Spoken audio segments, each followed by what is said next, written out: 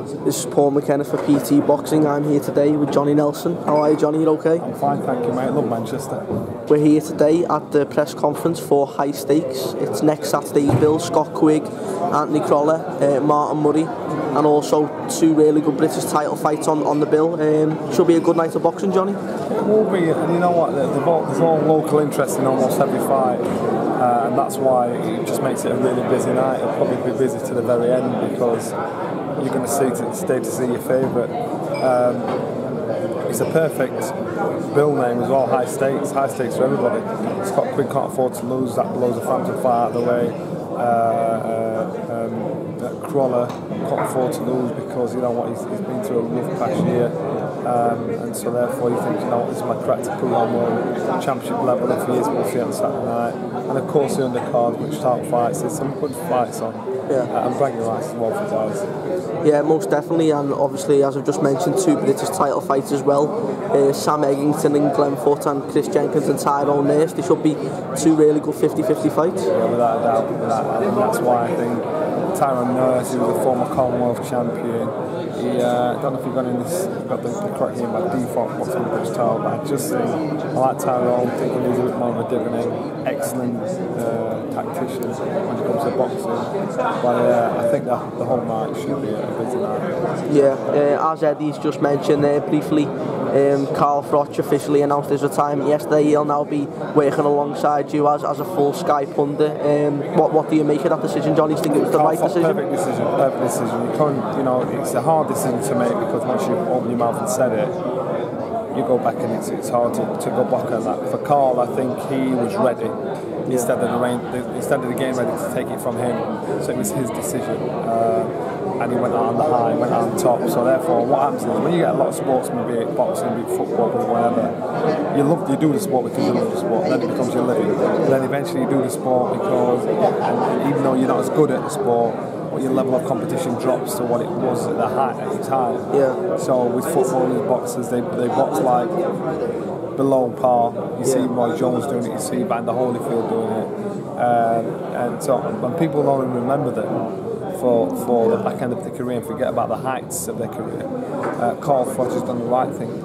He's quit on the top. He's quit where people remember on the heights, and that's the way for people to remember Carl Froch. He's done the right thing because he's got nothing else to prove. Most definitely. Obviously, a week or two ago now, Eddie Hearn announced that Anthony Joshua will be fighting DILLIAN Whyte for the British title in November, December time, probably December at the O2. A lot of people have been waiting for this fight. It's shaping up to be a cracking fight, two undefeated fighters, and it should be a really good fight. Yeah, it should be, and I think you know, there's bragging rights there to be had because DILLIAN Whyte beat Anthony as an amateur, but the amateur games mean nothing. I boxed a guy three times in the amateurs, and he beat me every time.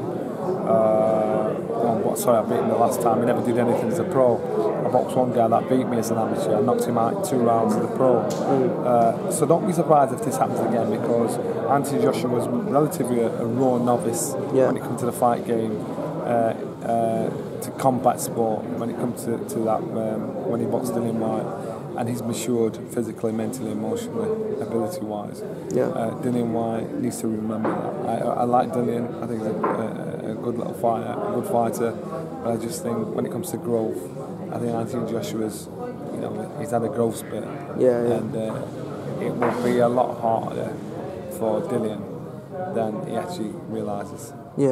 Another one that's almost, it hasn't been confirmed yet, but it's been announced, which is going to be a massive fight, is between the two super middleweights from Liverpool, Rocky Fielding and Callum Smith. There should be another cracking fight. I actually didn't think that fight would be made. You know, when some both boxed on the same bill, I thought, you know what, they both put on an excellent performance. I thought they're not going to fight each other. They'll probably try and get to a world title level like we saw with Quigg and Frampton, and then just start messing about. But good on Eddie Hearn, he's putting the two fighters in to fight each other. And in Liverpool, that's going to be what a night. Yeah, most definitely be huge. What a fight. So, and it's going to split it down the middle. You know, we've had those fights like that in Sheffield when Ryan Rose boxed Paul Silky Jones, and it split the town down the city down the middle. I think the same thing happened in Liverpool. Most definitely. And just last but not least, before we end this, There's been a lot of speculation today with Floyd Mayweather over obviously in America about his next fight, September the 12th. Do you think it's a good possibility of it being Andre Berto?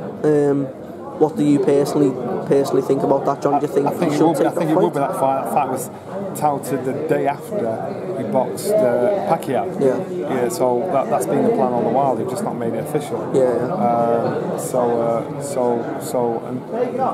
not going to be Amir Khan. I'm not saying Amir Khan beats. I'm just saying Floyd Mayweather can pick and choose who he wants. That's exactly what he's doing. He has done. That's it. Okay then. Thanks a lot for your time today, Johnny, and we'll speak to you soon. Thank you.